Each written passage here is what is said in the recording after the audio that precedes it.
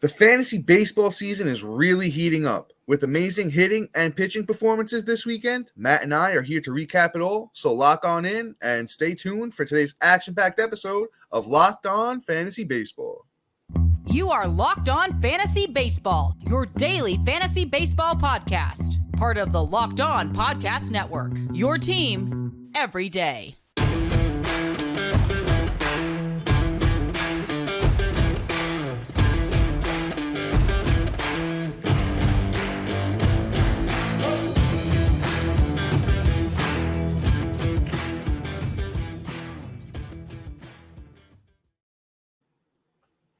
Hello, fantasy baseball fanatics, and welcome to the Locked On Fantasy Baseball podcast, brought to you by the Locked On Sports Network, your team every day. As always, we're your number one source for fantasy baseball knowledge, and thank you for making us your first listen each and every day. As always, I'm your host, Dominic Martino, here with my brother, my co-host, Matthew Ane. Yo, what's up, babyface?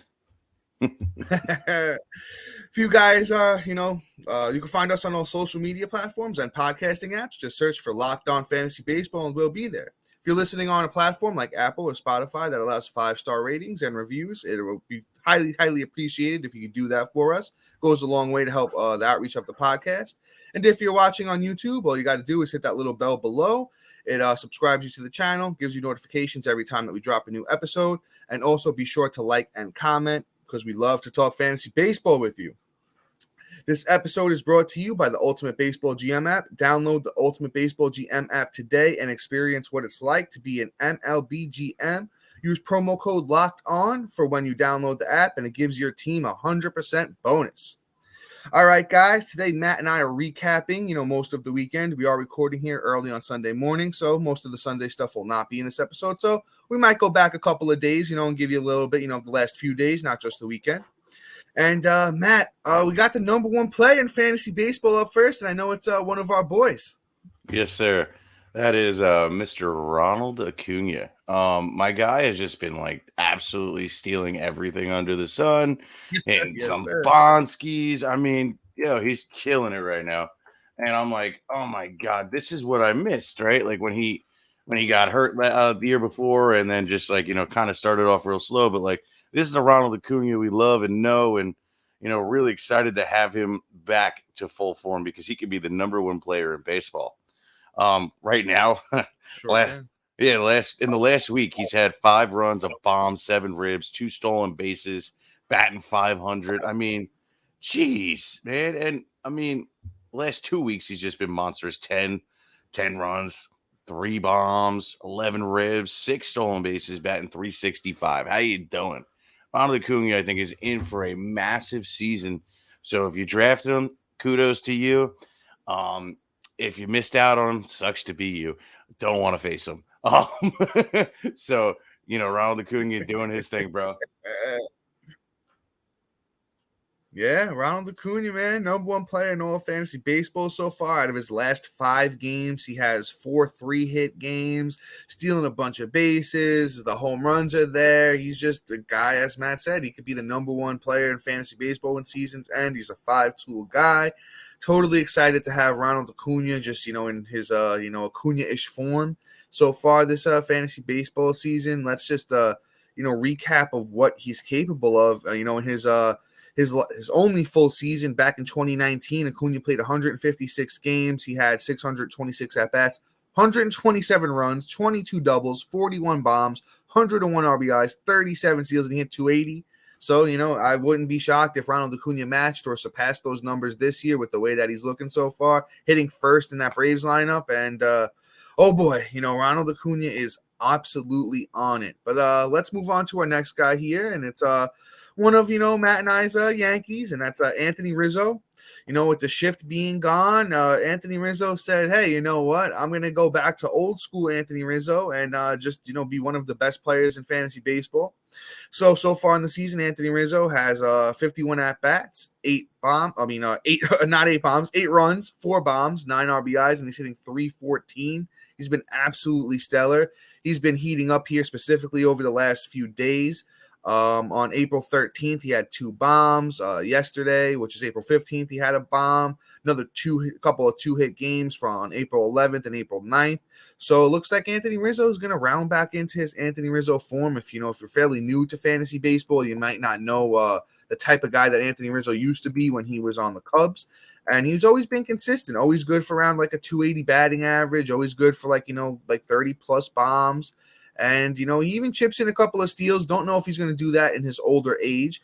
But I think Rizzo can get back to, at least similar to that old form, maybe 100 plus RBIs, good amount of runs. Like I said, 30 plus bombs, solid batting average. He's a career 265 batting average. But I think he could be closer to maybe like his old school Cubs 280-ish, with the band of the shift. So, love Anthony Rizzo, man. I think he's going to be great this year.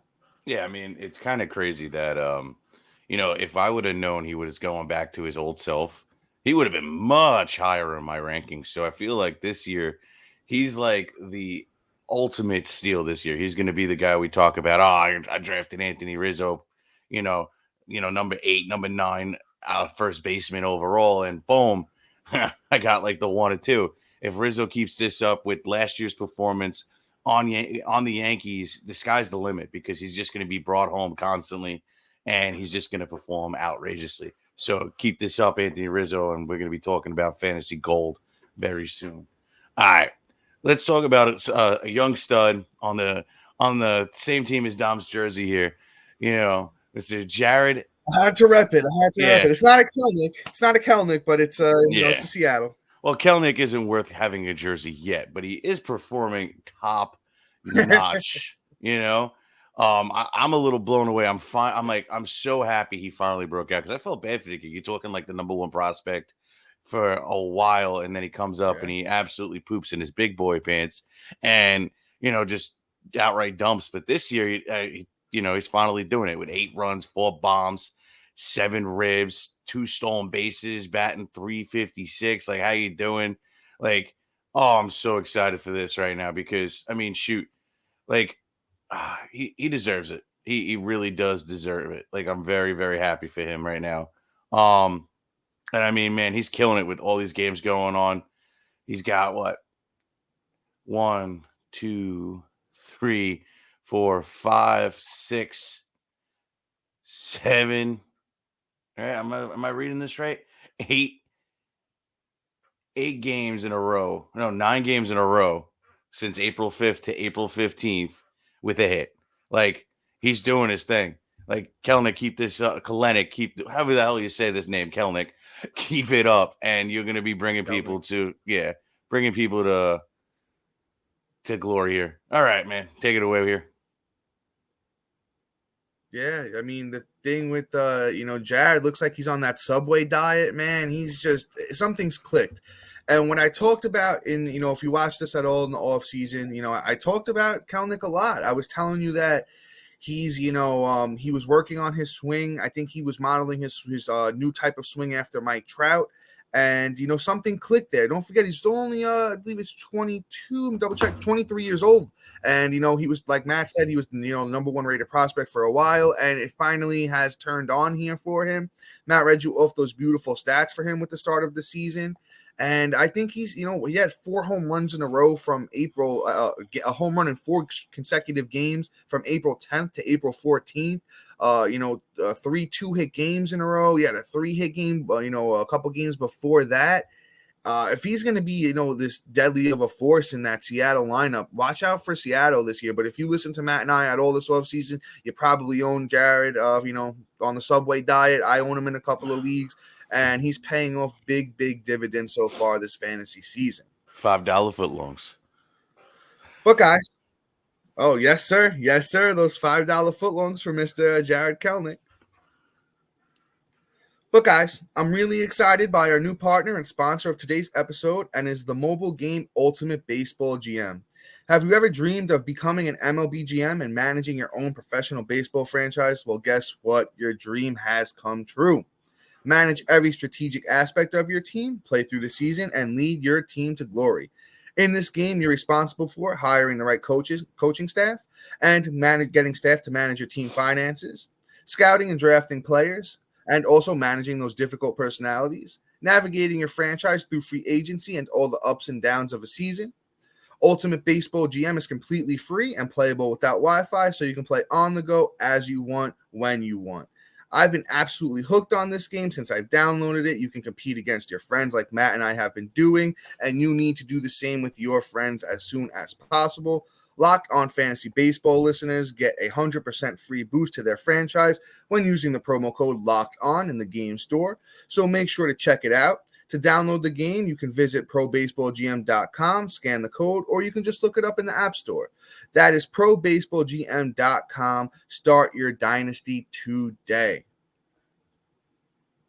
And real quick, guys, we want to thank our everydayers and new listeners for making Locked On Fantasy Baseball your first listen each and every day. Be sure to look out for a new episode tomorrow where Matt and I will be doing a waiver wire episode with all of those hot names that you need to add to your fantasy teams. So, Matt, who do we got up next here, brother? Okay. Well, I can talk about Mr. Brandon Lowe here if you'd like. Mr. Lowe has just been Yes, sir. absolutely crushing it. Now, I can't say I'm surprised that he's doing so well because he has this in him. He has the talent. It's just his phalanges are so weak that he just can't stay on the field. Talk about a guy that probably should stay away from Alberto Mondesi. It's Brandon Lowe because my guy has the same thing. But when he's healthy, he can hit you 40 bombs, bat about 250, and do his thing. And that's what he's doing right now. He's actually, in this last week, just bananas. 7 runs, 4 bombs, 9 ribs, a stolen base, which is really nice to chip in, and batting 409. Like, how you doing? Like, Brandon Lowe is really killing it. The 12th player in fantasy baseball right now. Now, here's the thing. I don't know how long he's going to stay healthy. So, this may be a time where you might want to unload him, go get an underperforming like Ozzy Albies, for instance, and another piece, and you'll be able to like draw in some big haul essentially for Brandon Lowe if you're able to dump him and then pick up like a underperforming second baseman plus either an arm or a really nice bat to fill the holes on your roster. Brandon Lowe is killing it, and I could be wrong too. So like if you want to hold, you're a Brandon Lowe truther, hang on to him. Just know there's that injury that could pop up at any moment. But Brandon Lowe, definitely playing solid this year. Yeah, man, I agree in the sense of that, Mr. Brandon here has had a very, very extensive injury history, even going back to his minor league career. So, the other shoe might fall off at any point here with him. So if you can go out and get a big time haul for him, I would say you definitely go out and do that. With Brandon Lowe, I mean, those numbers are absolutely outrageous that Matt led you off. Let's just talk about that big season he had a few years back, and I'll give you an idea of what he can do in a full season. So back in 2021, Mr. Brandon Lowe had 149 games played, 535 at-bats, 97 runs, 31 doubles, 39 bombs, 99 RBIs, 7 steals, and he had 247. So that batting average might not blow you away. He's a career 252 hitter. So, if you're okay with the 250, 240 bombs and 100 and 100 with a couple of steals, I mean, he does have that upside. But once again, you never really know where he's going to end up as far as injuries go. So right now, once again, if you could trade him for a lot, go ahead and do it.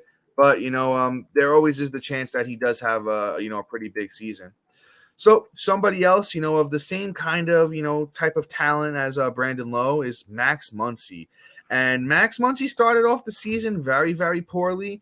But, over the past, a couple of days here, he's been absolutely taking off. So Max Muncy on April 10th went 3 for 3 with 2 bombs and 7 RBIs. And then he comes back again on April 12th and goes 2 for 5 with 2 home runs and 4 RBIs. Then he had another 2-hit game on April 14th. So, once again, the numbers on the season aren't it's really just batting average that isn't spectacular because the rest of the numbers look pretty good. So don't be fooled by the low batting average here so far from Muncy.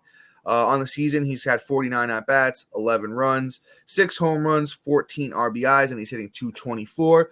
But Max Muncy is the same type of guy, that Brandon Lowe is. The batting average isn't going to blow you away, but he can still hit, close to 40 bombs. And on that Dodgers, lineup, the runs and RBI should be great as well. Let's talk about Muncy back in 2018 and, 2018, 2019, and 2021. He pretty much had the same season, close to 100 runs in those years. 35, 36 bombs. RBIs are 98, 94. Batting average ranges anywhere from 249 to 263. I would say he could hit 250 once again. Very Brandon Lowe, 100, 35 plus bombs. Muncy's going to be pretty good this year. I have a feeling, as long as he stays healthy. Yeah, I mean, we all kind of figured that Muncy was going to be bouncing back, and quite honestly, like, how you doing? Welcome to the party. Welcome back from the injury. I guess it took a year. Um, you know, he's another one that you get caught at a deal this year, and he's a steal. He's somebody I'm going to hold on to because, one, he has multiple position eligibility. Two, that third base part is the biggest key in that whole factor, is where I'm going to mostly start him. And three, I mean, he's probably going to perform. He can stay healthy for a season, unlike Lowe, who has never done it before, really. All right, let's move on here. Let's talk about some pitchers. A pitcher here that I'm really blown away and happy that we're keeping it trucking on from last year, and that's Mr. Nestor Cortes. Nestor is just so nasty. It's just, oh my god. And let's go, because I mean, his last outing was absolutely phenomenal against Minnesota. 7 Ks, 2.57 ERA with a .71 WHIP. You're killing it the way you go. Baltimore again got the W, 5 Ks, 3.38 ERA with a 1.13 WHIP, and against Philly, got the win, 3 Ks, a 1.8 ERA with a 1.40 WHIP. I mean, Nestor, you're killing it. Keep this up. You're going to be absolutely a monster all year long. Yeah, you gotta love Nasty Nestor. Coming into the season, he was a little bit banged up. I believe it was a hamstring issue, and we weren't really sure, how long it was going to keep him out for. But as we got closer to the start of the season, it looked like he was going to be back, very, very quickly. So I kind of was telling you guys, I was saying, hey, you know what, Nestor's going to be back sooner than people think, so take him with confidence. If you got Nestor when he started falling as your third, fourth starting pitcher, you're absolutely, money right now, because Nestor has that ace upside, as he showed, last year. Last year, Nestor had 28 starts, 2.44 ERA, 158 innings, 163 Ks with that 0.9 WHIP. And don't forget, he's still only 28 years old, so Nasty Nestor's in the prime of his career. And, the numbers on the season are great with the 17 innings, 15 Ks, 2.60 ERA, 1.04 WHIP, 2 wins. On the New York Yankees, he's going to win a lot of games, and he's going to be absolutely fantasy gold. We got one more guy here before, we got a little something for you guys. Let's talk about Andrew Heaney. Now, Andrew Heaney has kind of, he started off in that first game, and he absolutely stunk it up against Baltimore. He only pitched 2 innings. He only had 2 strikeouts, and he, gave up a bunch of runs, and the WHIP was out of control. But then he came back against KC, went 5 innings, didn't give up a run, struck out 10, got the win, and a 0.8 WHIP. So, Andrew Heaney's looking like he's rounding back into that form last year when he was with the Dodgers, and he was absolutely dominating. I bet you some people actually even probably dropped him. You might find him on a waiver wire or two. He is actually only 62% owned. I would jump that up, guys. Don't forget, he's over there with DeGrom and those other, good pitchers in that rotation, John Gray. And I'm sure they're all sharing information with each other. And, when you're learning from Jacob DeGrom, I mean, it's definitely going to give you a little boost there. Heaney last year, once again, in case you forgot, 3.10 ERA with the Dodgers across 14 starts, 72 innings, 110 strikeouts in those 72 innings, and the WHIP wasn't too shabby at a 1.08. So I definitely think if he's available on your waiver wire right now at 62% owned, you go grab him and give him the chance. He does go against Houston today, so it might be a little tough, but then he gets Oakland. He gets Oakland in his next start on April 22nd, so he's a grab and hold right now. Yeah, for sure. You nailed that right on the head, man. Heaney's a great ad. He shouldn't be 60% on. She's more like 90 to 100 at this point in time in the season. Our new sponsor, Sorare, is a revolutionary fantasy baseball game and marketplace transforming fans into owners with officially licensed digital cards featuring players from across all 30 MLB teams. Unlike other fantasy baseball platforms, Sorare managers truly own their fantasy experience, collecting, buying, selling, competing with player cards, global opponents to win epic rewards. Win or lose, you still own your cards. There's no cost to play.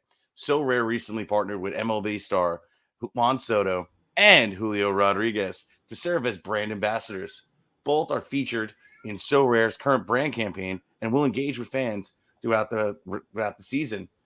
Head to sorare.com/lockedon. That's spelled SORARE.com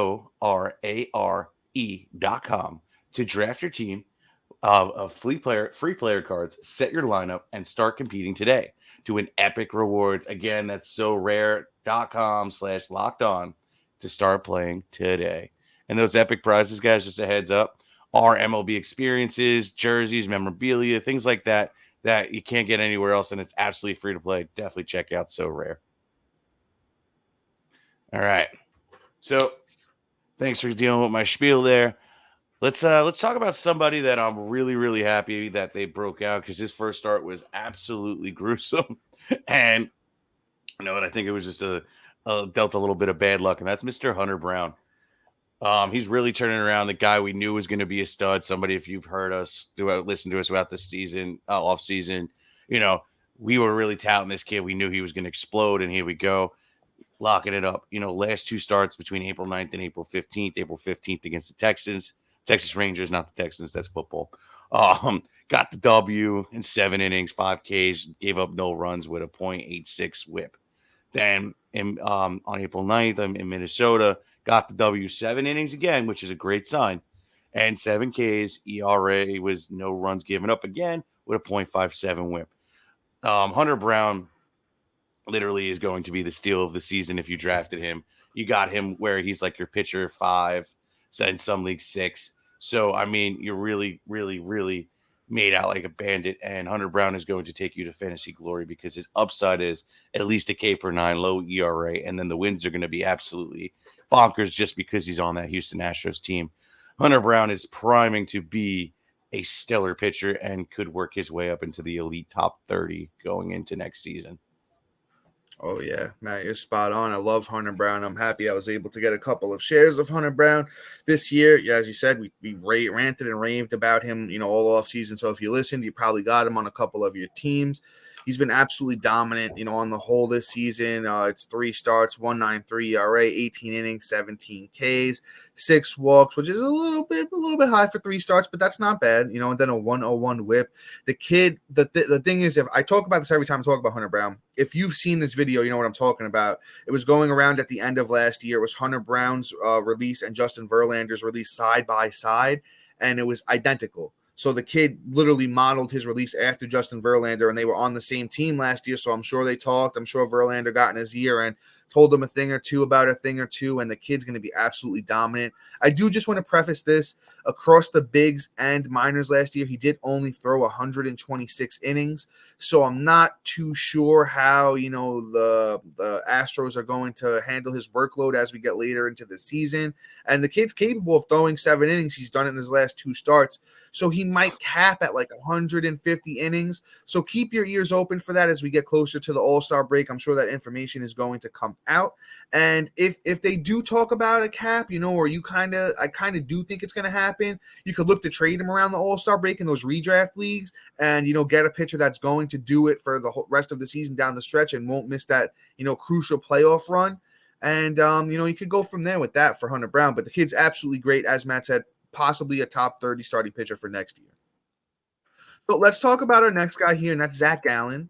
Now, with Zac Gallen, I believe he, you know, had a little a tough start to the season, but, you know, Zac Gallen is an absolutely great young player here and has bounced back, you know, very, very well. And actually, his first 2 starts were a little bit rough. You know, that first one against the Dodgers, he went 4.2 innings, 7 Ks, gave up a bunch of runs. The whip was a 1.93. And then against San Diego, he went a little bit longer. He got 6 innings, but, you know, gave up a you know, good amount of runs there too. Only struck out 3, 1.33 whip. And then against Milwaukee, he said, "I'm ready to bounce back." Gave you 7 innings, a win, 11 Ks, no earned runs, 0.57 whip. And he gets Miami on April 16th. So I'm sure there's going to be another good start for him there. You know, Zac Gallen is somebody who, you know, really had that, you know, reassuring season last year. You know, he had a great rookie campaign. And then, you know, his second season, you know, wasn't as good as that first one there. Well, no, actually, it was the 2021 was really just like, pretty bad. And then he bounced back again last year, huge strikeout numbers that he's capable of. He always good at suppressing runs. So Zac Gallen is just, one of those aces, and don't worry about him. If, somebody is worried about him in the league you play in, you absolutely go and throw that buy low offer because Zac Gallen is a stud. Yeah, I mean, quite honestly, I had Zac Gallen rated pretty high this year. I ranked him probably in my top 15 to 17, I think, somewhere in that range. Like, I walked out of just, excuse me, everywhere with him. Yeah, it's allergy season.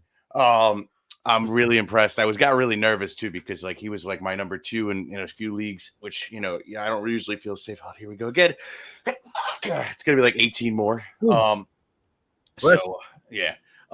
So Gallen is just absolutely killing it. If you can, like Dom said, try and buy low. I don't think you're going to be able to after that last start. I think the window was probably last week before he went out and threw an 11K performance, and now he's going up against the Marlins today.